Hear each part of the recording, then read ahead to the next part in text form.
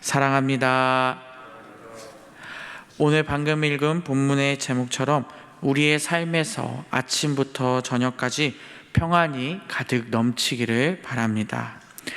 아침과 저녁은 삶의 전체, 즉 하루를 의미합니다. 우리는 이 삶의 전체 하루에서 우리는 주님의 살아계심을 느끼고 정말 하나님과 함께 살아가고 있습니까? 오늘 말씀을 받고 우리가 오늘 하루도 주님께서 우리를 통해 이루시는 놀라운 일들을 깨닫고 즐거워하는 하루가 되었으면 좋겠습니다. 오늘 본문은 다윗이 하나님을 찬양하고 있습니다. 1절에 보니 하나님 찬양을 받아주세요 하고 간곡하게 다윗은 외치고 있습니다. 왜 이러한 기도를 할까요? 우리가 열심히 찬양한다 해도, 기도한다 해도 하나님이 받지 않으시면 그 찬양과 기도가 의미가 없어지기 때문입니다. 그렇기에 맨 먼저 다윗은 주님, 나의 기도, 나의 찬양을 들어주옵소서 라고 말하고 있는 것이죠. 그리고 그 기도는 주님께서 어떻게 반응하실까요? 2절에 보니 주님이 들어주신다 라고 기록되어 있습니다. 하나님께서는 우리의 기도를 들어주시는 분입니다. 그렇기 때문에 우리는 기도와 찬양을 멈출 수가 없는 것입니다. 이때 다윗은 어떠한 기도를 하게 될까요? 지금까지 살아오면서 다윗은 수많은 일을 경험했습니다. 또 수많은 은혜를 체험했습니다. 또 반면에 많은 죄도 저질렀습니다. 그렇기에 다윗의 고백이 하나님께 더욱더 간절할 수밖에 없습니다. 그런데 그 수많은 은혜 중에 다윗은 무엇을 먼저 고백하나요? 3절에 보니 죄악이 나를 이겼사오니 라고 되어 있습니다. 다윗이 죄에서 졌다는 것이죠. 죄가 얼마나 많으면, 또 죄가 얼마나 강하면 다윗이 스스로 내가 죄에서 졌다라고 고백하고 있습니다. 우리 사람은 우리의 힘으로 죄를 이겨내는 것이 너무나도 어렵습니다. 다윗 역시 마찬가지였습니다. 다윗 역시 알고 있었습니다. 이 죄를 내가 해결할 수 없구나. 이 죄를 해결할 수 있는 분은 오직 하나님 한 분밖에 없다는 것을 다윗은 알고 있었던 것이죠.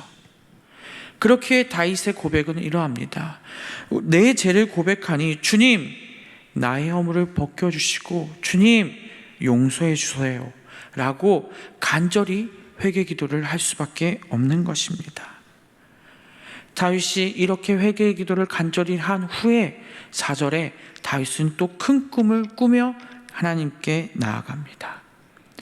하나님이 다윗의 기도를 들어주시고 그 다윗이 회개 기도를 했을 때 하나님께서는 다윗을, 우리를 용서하십니다.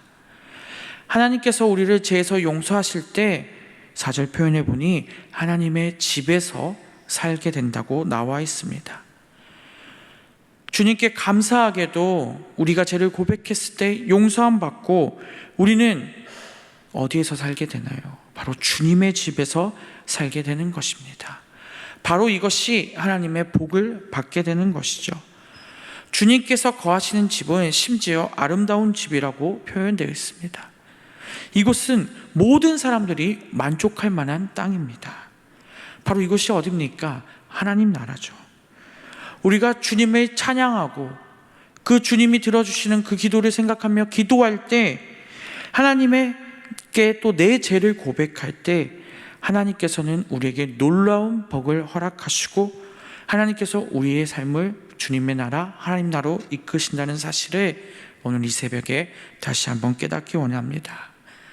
그러할 때 그 하나님 나라를 우리가 받게 되었을 때 하나님께서 주시는 그 평안을 우리가 누리기 시작합니다. 세상에서 누리는 그런 짧은 행복이 아니라 영원한 평안을 우리가 얻기 원합니다. 다윗이 회개하고 용서를 받은 후에 평안을 이야기하고 나서 다윗은 어떻게 하나요? 하나님을 계속 찬양하고 있습니다. 먼저 5절에 하나님을 높입니다. 다윗은 하나님에 대해서 확실하게 얘기합니다. 하나님은 구원의 하나님이십니다. 우리의 죄를 용서하시고 사하실 분은 오직 하나님이시라는 사실을 다시 한번 명확하게 말하고 있는 것이죠. 구원의 하나님이시며 세상을 다스리시는 분이 바로 하나님이십니다.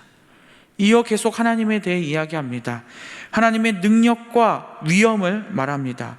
그리고 그 하나님은 다시 한번 우리의 기도에 응답하시는 하나님이라는 것을, 앞서 이야기했던 것을 다시 한번 명확하게 이야기하고 있습니다.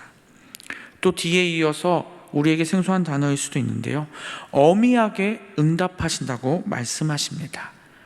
어미하신 일은 바로 두려운 일을 나타냅니다. 하나님의 응답이 나타낼 때 우리의 생각보다 더 크고 놀라운 일들이 우리에게 나타납니다. 그런데 그때 어미한 일도 같이 나타난다고 합니다. 바로 두려운 일 또한 우리에게 나타날 수 있는 것입니다. 하나님의 기도의 응답이 어떻게 나타납니까? 놀랍고 말도 안 되게 하나님의 은혜들이 나타나지만 또 때로는 우리에게 두려운 일로도 나타날 수 있다는 것이죠. 우리에게 두렵게 나타나셔서 우리를 하나님의 뜻대로 이끌어 나가십니다. 왜 그런가요? 하나님은 세상을 만드셨고 이끌어 가셨고 하나님의 뜻대로 이 세상을 인도하시는 분이기 때문입니다. 우리가 원하는 대로 기도할 수 있지만 하나님은 하나님의 방향대로, 하나님의 뜻대로 이끌어 가시기 때문입니다. 그렇기에 때로는 우리를 두려워하게도 하시고 또 우리를 하나님의 뜻대로 이끌어 가신다는 사실을 다시 한번 깨달아야 합니다. 그렇기에 하나님께서 다윗은 응답하시는 하나님을 이미 알고 있지만 또 하나님을 두려워하며 기도하고 찬양하고 있는 것이죠. 이 두려움 가운데 하반부에 보니 다윗은 두려워하는 데서 끝나는 것이나 또 이어서 하나님을 찬양하고 있습니다. 주께서 아침 되는 것과 저녁 되는 것을 즐거워하게 하시며 라고 기록되어 있습니다. 우리가 회개하고 주님을 두려워하며 살 때 놀랍게도 우리에게는 아침부터 저녁까지, 해 뜨는 데부터 해 질 때까지 주님이 오늘 하루도 이루신 일을 보고 우리는 그것에 기쁘게 넘쳐 살게 됩니다. 그리고 우리는 그 안에서 하나님을 찬양해야 합니다. 오늘 새벽에 또 기도할 때, 우리가 하루를 살아갈 때 우리 주님을 경외하며 또 하나님이 주시는 기쁨의 삶을 누리는 우리 모두가 되었으면 좋겠습니다. 오늘 본문의 마지막 9절부터의 찬양은요, 굉장히 현실적인 찬양이 등장합니다. 믿고 회개함으로 우리를 구원시키는 것에서 멈추시는 분이 하나님이 아니십니다. 하나님은 우리의 육체적인 부분도 채워주십니다. 먼저 땅을 주님께서 우리에게 허락하시고요, 그곳에 필요한 것들을 주님께서 채워주십니다. 주님이 물과 모든 환경들을 주관하시고 우리의 육신에 필요한 것들을 채우십니다. 주님이 비를 내리시기도 하시고요, 때에 맞게 상황들을 주님께서 채워주신다는 것이죠. 이때 당시에는 농사가 주 일이었기 때문에 그 농사에 관련된 일을 모든 말씀에서 다루고 있습니다. 또 더 나아가 주님께서는 들과 산에도 풍성함을 주신다고 기록되어 있습니다. 짐승을 자라게 하시고 모든 풍요를 우리가 누릴 수 있게 하나님이 이끄신다는 것을 뒤에서 이야기하고 있다는 것이죠. 그렇게 다윗은 그 모든 것을 이끄시는 하나님께 마지막으로 감사하며 다윗은 모든 것을 세우시고 이루어 가시는 하나님을 찬양하고 있습니다. 말씀을 맺겠습니다. 오늘 말씀을 묵상하면서 내 삶을 돌아보면 다시 한번 은혜임을 깨닫습니다. 그런데 아침과 저녁에도 우리는 그 하나님을 온전히 찬양하고 있나 돌아봤을 때 저의 부족함을 느끼게 됩니다. 오늘 이 새벽에 우린 같이 기도했으면 좋겠습니다. 오늘 하루가 주님 안에서 기뻐하며 또 주님만을 생각하는 시간 되게 해달라고 기도하기 원합니다. 이유는 우리를 구원하신 분이 하나님이시오, 우리가 회개할 때 기도를 응답하시고 용서하시는 분이 하나님이시기 때문입니다. 또 우리의 육체의 연약함, 하지만 이 모든 것을 채우시는 분 또한 하나님이시기에 우리는 해 뜨는 데부터 해 질 때까지 주님을 위해 기도하고 찬양하기 원합니다.